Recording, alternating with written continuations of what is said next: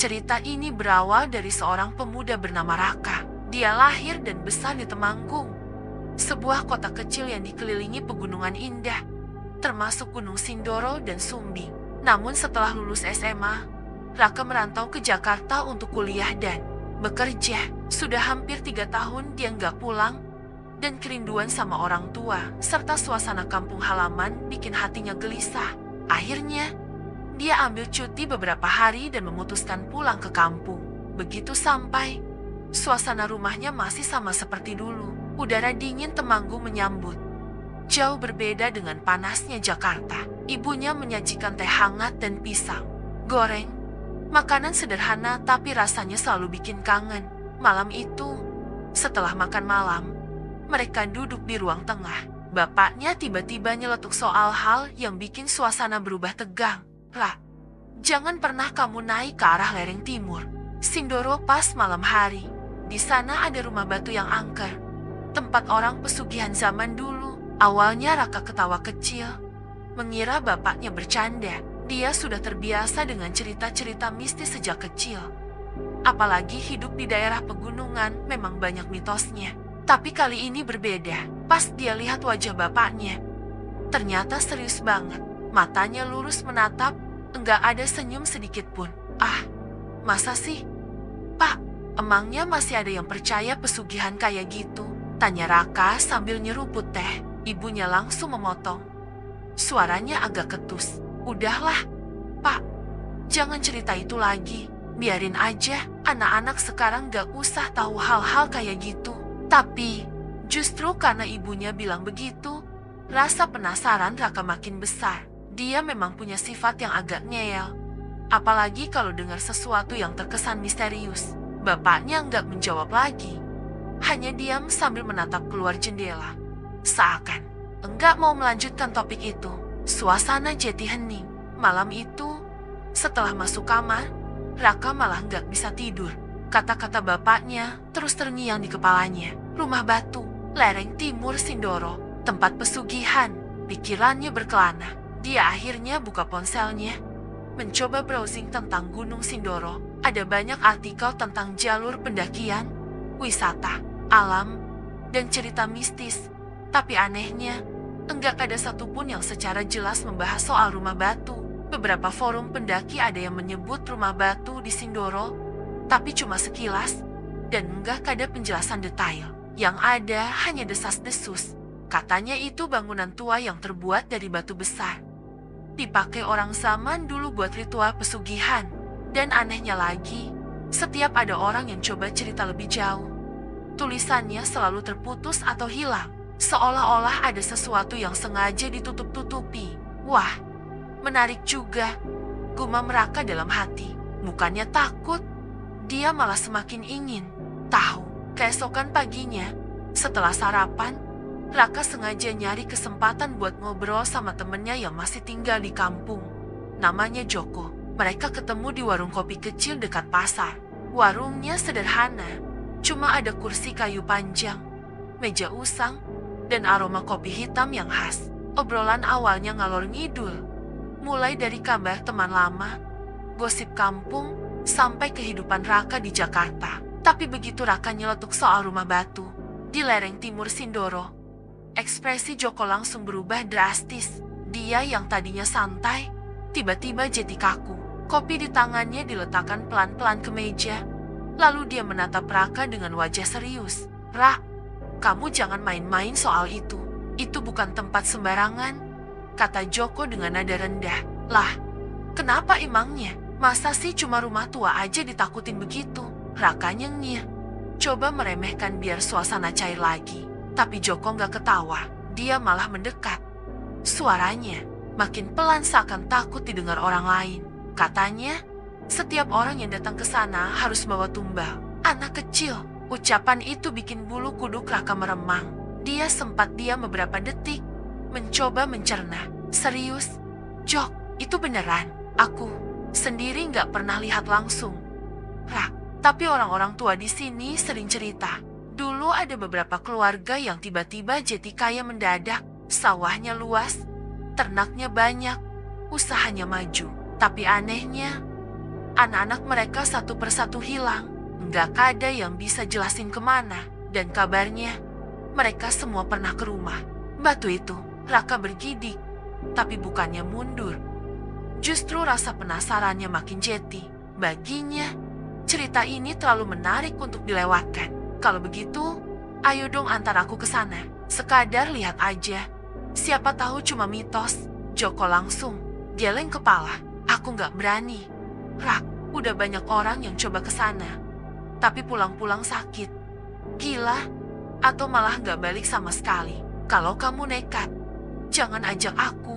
Raka masih mencoba membujuk. Ya elah, paling cuma tempat kosong. Aku yakin, cerita-cerita kayak gitu cuma buat nakut-nakutin orang biar nggak sembarangan naik ke gunung.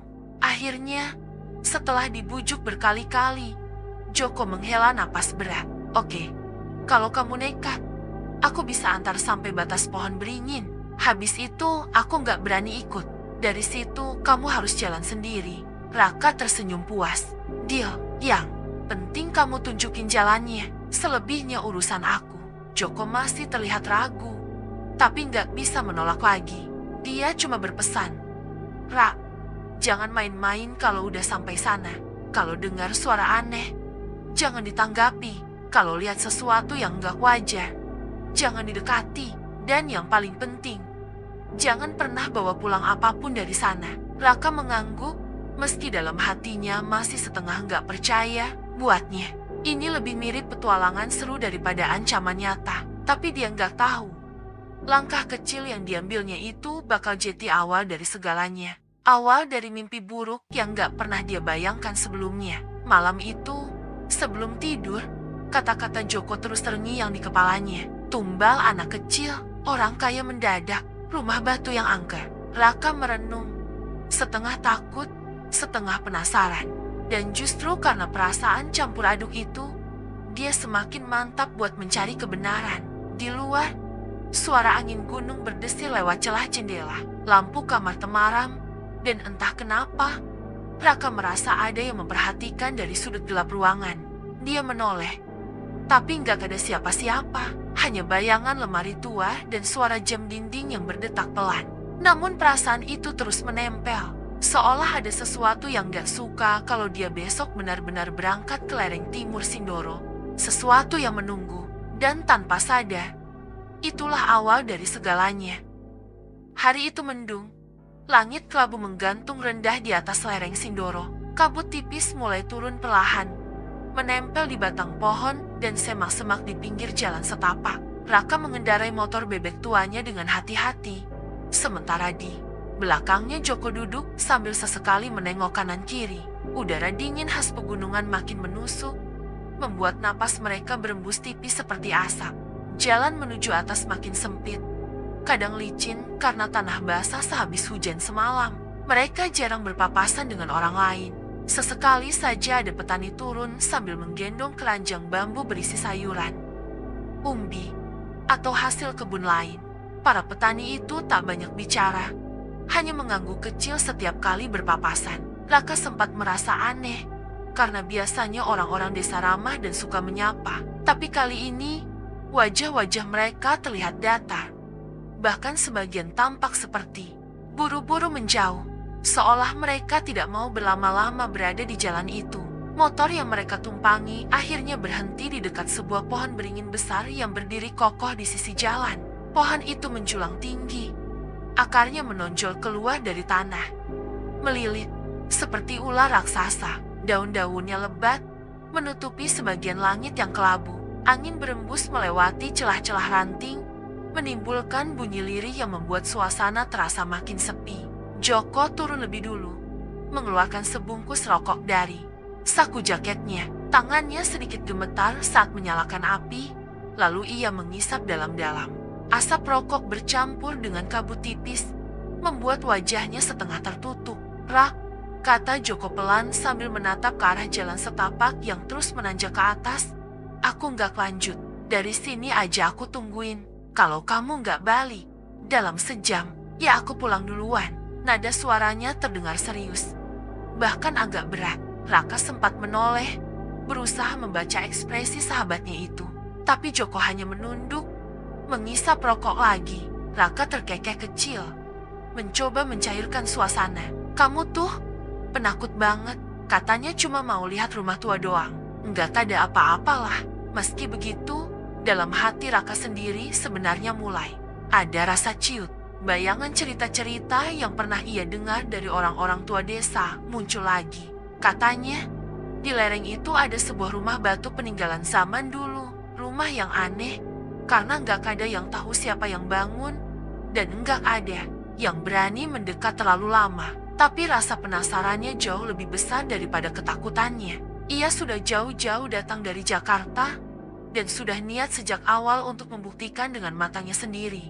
Ya sudah, tunggu aja di sini, kata Raka sambil turun dari motor. Ia menepuk bahu Joko sebentar, lalu melangkah pelan meninggalkan temannya. Semakin ia berjalan menanjak, hawa dingin makin menusuk. Kabut yang tadinya tipis mulai rapat, seolah menutup jalan setapak itu. Suara jangkrik yang biasanya ramai di semak-semak hilang entah kemana. Hanya bunyi angin yang terdengar menyisir dedaunan pinus di kanan kiri jalan. Sesekali Raka menoleh ke belakang, tapi bayangan Joko dan motor sudah tertelan kabut. Perasaan was-was muncul lagi, tapi kakinya tetap melangkah. Tanah di jalurnya agak becek. Sesekali kakinya terperosok ke lumpur. Nafasnya mulai terengah, tapi langkahnya terus maju. Beberapa menit kemudian, ia sampai di sebuah tanah lapang yang agak terbuka. Kabut masih tebal, tapi dari balik tirainya, sebuah bangunan mulai tampak. Raka tertegun. Di hadapannya berdiri sebuah rumah tua, bukan rumah biasa. Dindingnya tersusun dari batu-batu besar, hitam, dipenuhi lumut hijau. Bentuk bangunannya tak lazim, tidak simetris seperti rumah desa pada umumnya. Atapnya miring dengan sudut aneh, seolah menantang hukum bangunan. Pintu kayunya tampak lapuk, dengan cat coklat tua yang sudah terkelupas. Namun yang paling membuat bulu kuduknya berdiri adalah perasaan aneh yang muncul begitu ia menatap rumah itu. Rasanya seperti menatap sesuatu yang tidak seharusnya ada di dunia manusia. Rumah itu tampak terlalu tua, terlalu asing, seakan dibangun oleh tangan-tangan yang bukan manusia biasa. Raka berdiri kaku beberapa saat. Angin dingin berhembus pelan, membuat tubuhnya menggigil. Jantungnya berdegup keras, tapi matanya tak bisa lepas dari rumah itu. Lalu terdengar sesuatu. Dari dalam rumah, samar-samar, muncul suara lirih, suara tangisan. Tangisan itu pelan, hampir seperti bisikan, tapi jelas terdengar. Suara anak kecil. Raka membeku, tubuhnya merinding hebat. Bulu kuduknya berdiri semua. Ia menatap pintu rumah yang sedikit terbuka. Celahnya gelap pekat. Suara tangisan itu datang dari dalam. Kadang terdengar sesenggukan, kadang terputus, lalu muncul lagi. Mulut Raka terasa kering. Bagian dari dirinya ingin segera berbalik, lari turun, kembali ke tempat Joko menunggu. Tapi ada bagian lain, bagian yang keras kepala, yang dipenuhi rasa penasaran, mendorongnya untuk maju. Ia menelan ludah, mencoba menenangkan diri. Cuma suara, mungkin ada anak kecil nyasar, pikirnya. Meski logikanya tahu betul tidak mungkin ada anak kecil sendirian di rumah tua seperti ini. Dengan langkah pelan, ia mendekat.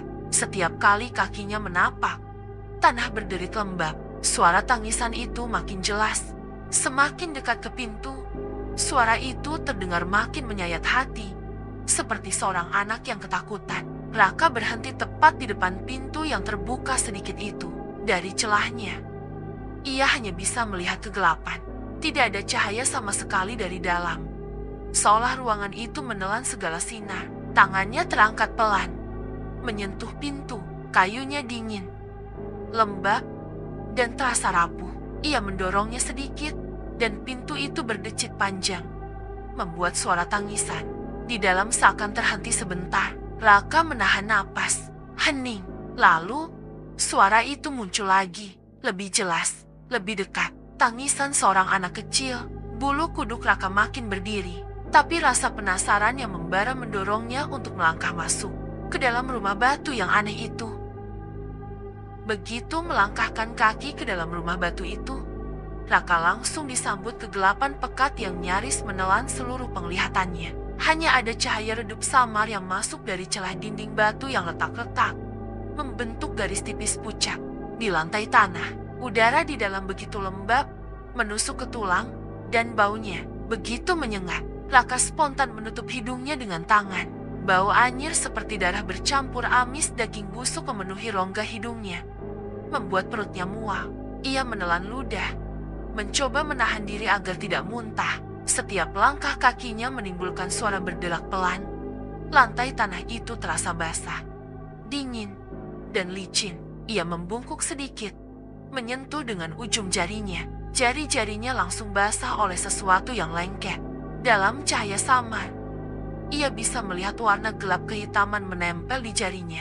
Jantungnya berdetak lebih kencang. Itu bukan air. Tangisan lirih itu terdengar semakin jelas. Semula seperti datang dari pojok ruangan, tapi begitu ia melangkah mendekat, suara itu pindah ke sisi lain.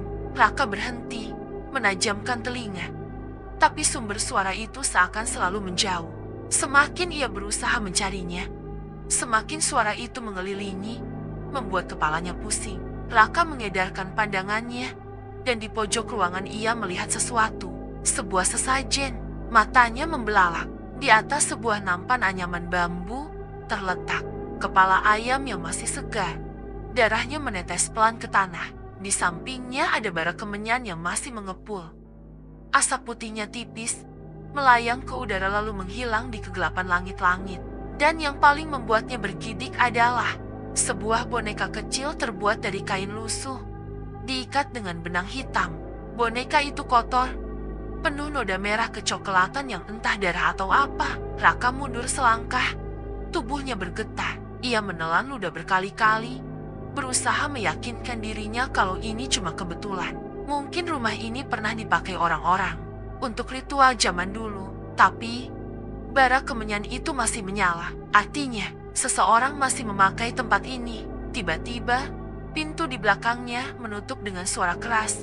"Jedobuk." Suaranya memantul ke seluruh ruangan, membuat Raka terlonjak kaget. Ia berlari ke arah pintu, menarik gagangnya dengan panik.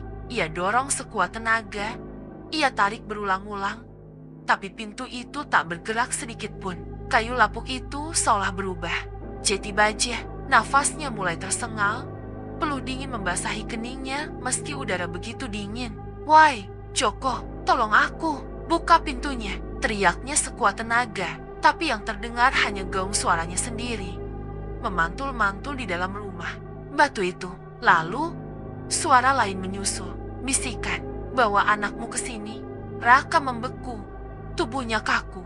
Suara itu lirih, seperti berbisik tepat di telinganya, padahal tidak ada siapa-siapa di sana. "Gantinya hidupmu akan makmur." Bisikan itu kini terdengar dari arah lain, dari dalam dinding, dari lantai, dari udara di sekelilingnya. Raka menutup telinganya dengan kedua tangan, berusaha mengusir suara itu. Tapi bisikan itu terus masuk, menembus pikirannya. Raka panik, berteriak, "Siapapun itu, keluar, jangan ganggu aku." Suaranya pecah, penuh ketakutan. Dan saat itu, dari sudut ruangan yang gelap, muncul sesuatu. Bayangan hitam, tinggi besar, jauh lebih tinggi dari manusia normal. Bayangan itu perlahan bergerak mendekat. Tubuhnya seakan tak berbentuk jelas, hanya gumpalan kegelapan. Tapi yang paling menakutkan adalah wajahnya. Dari balik kegelapan itu, tampak dua mata merah menyala, menatap lurus ke arah Raka. Lalu muncul senyuman. Senyuman lebar, begitu lebar sampai nyaris menyentuh telinga, dengan gigi-gigi panjang dan tajam berderet. Raka terpaku, lututnya lemas, hampir jatuh ke tanah. Bayangan itu mengangkat tangannya, jari-jari panjangnya menunjuk ke arah sesajen di pojok ruangan. Gerakannya lambat tapi tegas, seolah memberi perintah. Anakmu, bawa ke sini." Suara berat bergema di kepalanya, bukan dari mulut, tapi seolah langsung menyusup ke dalam pikirannya. Raka menggeleng keras. "Tidak, aku nggak punya anak. Aku nggak akan kasih siapapun," teriaknya dengan suara gemetar. Bayangan itu tertawa. Suaranya berat, bergema, membuat dada Raka bergetar. Dan di saat itu, Suara tangisan anak kecil semakin keras. Tangisan yang tadinya hanya lirik kini berubah menjadi jeritan sedih. Seolah puluhan anak menangis bersamaan. Ruangan itu dipenuhi suara yang menyayat hati, membuat bulu kuduk Raka berdiri semua. Raka memeluk dirinya, berusaha menutup telinga. Tapi suara itu tidak bisa dihindari. Ia menunduk, matanya nyaris menangis karena ketakutan. Lalu, tanah di hadapannya bergetar pelan, seperti ada sesuatu yang hidup di bawah sana. Raka mundur dengan napas tersengal. Matanya menatap lantai tanah yang mulai retak sedikit demi sedikit. Dari celah tanah yang retak itu, muncul sesuatu. Sebuah tangan kecil, tangan seorang anak, pucat, kurus, jari-jarinya kotor penuh tanah. Tangan itu bergerak pelan, seolah berusaha meraih sesuatu, seolah meminta tolong. Suara tangisan makin nyaring. Dari celah-celah lain, tangan-tangan kecil lain ikut keluar, menggeliat, menggapai udara. Ya Tuhan, Raka bergumam lirih. Tubuhnya gemetar hebat. Ia bisa merasakan ketakutan yang belum pernah ia alami sebelumnya. Ia mundur, tapi punggungnya menempel pada pintu yang tetap terkunci. Rapat, bayangan hitam itu makin mendekat. Matanya makin merah menyala, senyumannya makin lebar. Raka terisak, hampir menyerah. Ia tak tahu harus berbuat apa. Hanya satu hal yang bisa ia lakukan. Berdoa. Dengan suara bergetar, ia mengucapkan doa seadanya. Doa yang ia ingat sejak kecil. Kata-kata itu terputus-putus, bercampur tangis, tapi ia terus mengulanginya. Bayangan hitam itu berhenti sejenak. Matanya berkilat marah. Tangan-tangan kecil dari tanah berusaha lebih keras keluar. Beberapa bahkan berhasil menampakkan lengan tipis mereka. Masih terus menangis, Raka memejamkan mata telak. Ia berdoa, memohon keselamatan, berharap ada keajaiban. Dan tiba-tiba, pintu di belakangnya berderit. Pelan, cahaya dari luar menerobos masuk. Pintu itu terbuka dengan sendirinya. Raka langsung berbalik. Tanpa pikir panjang ia berlari keluar. Dengan seluruh tenaga yang tersisa, ia tak menoleh lagi.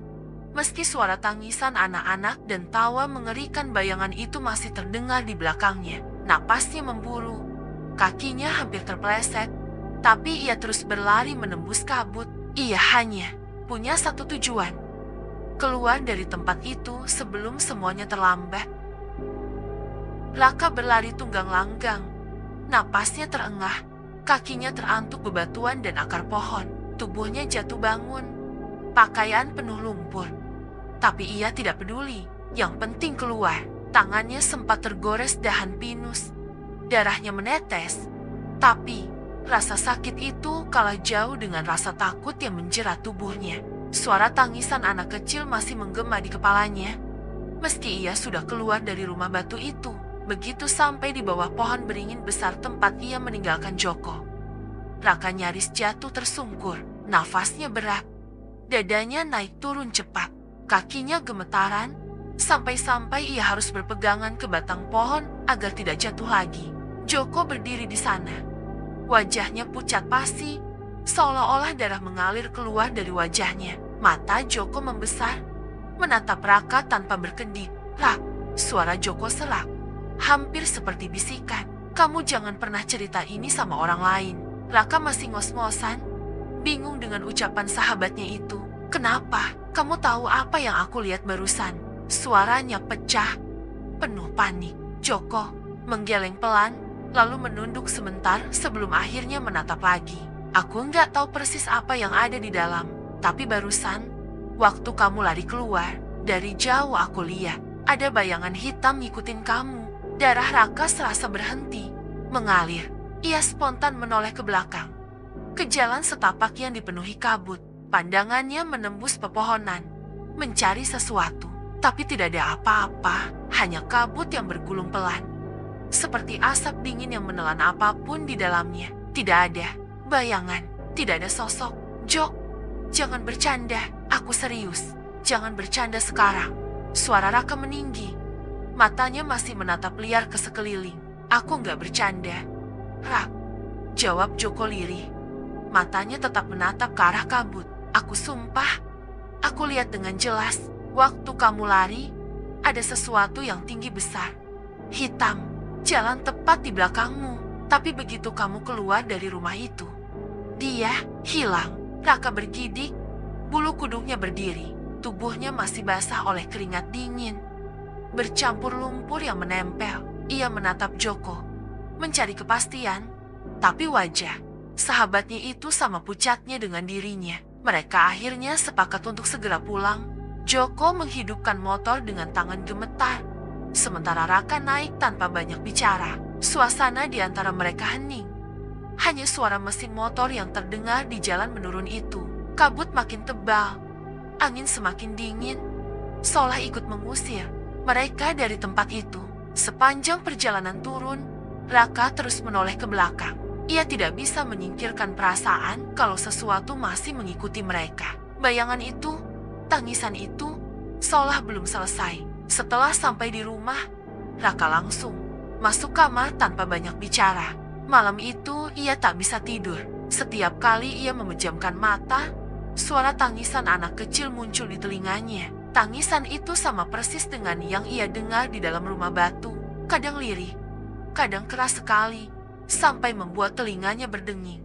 Ia membuka mata, menoleh ke pintu kamarnya, dan hampir selalu mendapati pintu itu terbuka sedikit, meski ia yakin sudah menutupnya rapat. Beberapa malam kemudian, mimpi buruk mulai datang.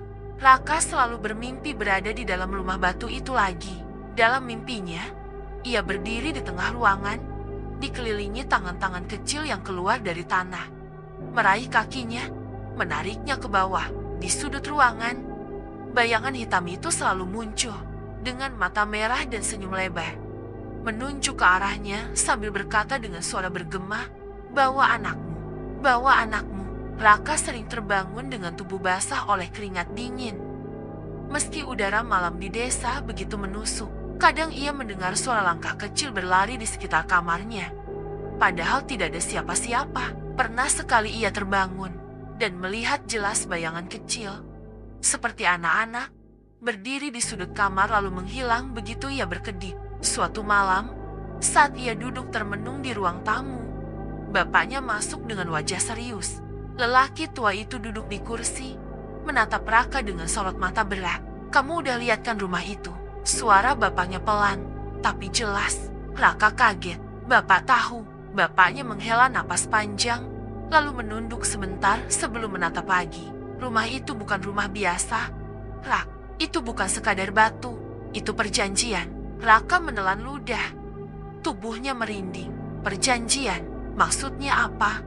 "Pak, dari dulu ada orang-orang yang datang ke tempat itu buat cari pesugihan," lanjut bapaknya. Suaranya berat. "Mereka ngasih tumbal anak kecil. Sebagai gantinya, hidup mereka makmur. Rumah itu jadi wadah, jadi pintu, tempat roh-roh itu dikurung dan dijadikan alat. Dan setiap kali ada orang asing masuk, tanpa izin, apalagi kamu, itu sama aja bikin mereka marah." Raka tercekat. Dadanya sesak. Ingatannya kembali pada suara bisikan yang ia dengar jelas di dalam rumah itu. Tawaran tentang anak kecil, tentang hidup makmur. Ia merasa hampir gila mengingatnya lagi. "Bapak," suara Raka bergetar. "Aku nggak minta apa-apa. Aku nggak mau kaya, nggak mau pesugihan. Aku cuma penasaran." "Itu kesalahanmu," potong bapaknya. Matanya tajam. "Rasa penasaran itu bisa bikin kamu mati kalau nyasar ke tempat yang salah. Kamu harus ingat, jangan pernah main-main sama hal begitu. Itu bukan dunia kita." Raka menunduk, dadanya berat. Kata-kata bapaknya menusuk dalam. Malam itu, ia berjanji pada dirinya sendiri untuk tidak pernah lagi mendekati lereng timur Sindoro. Hari-hari berikutnya, ia tetap dihantui. Suara tangisan kadang terdengar meski siang hari, tiba-tiba muncul di telinganya, membuatnya terdiam kaku. Di tengah aktivitas, pintu kamarnya terus saja terbuka sendiri, meski sudah ia kunci rapat. Dan setiap kali ia melihat bayangannya sendiri di cermin, ia selalu merasa ada bayangan lain berdiri di belakangnya. Waktu berlalu, Raka memang masih hidup, tapi hidupnya tidak pernah benar-benar sama. Ia selalu merasa ada yang mengikutinya ke manapun ia pergi. Saat ia berjalan sendirian, ia merasakan langkah lain di belakang. Saat ia tidur, Ia merasakan tatapan yang menusuk dari sudut kamar. Dan tentang rumah batu itu, orang-orang desa masih membicarakannya dengan suara pelan, penuh rahasia. Tidak ada yang berani mendekat, apalagi masuk. Tapi ada kabar yang terus beredar.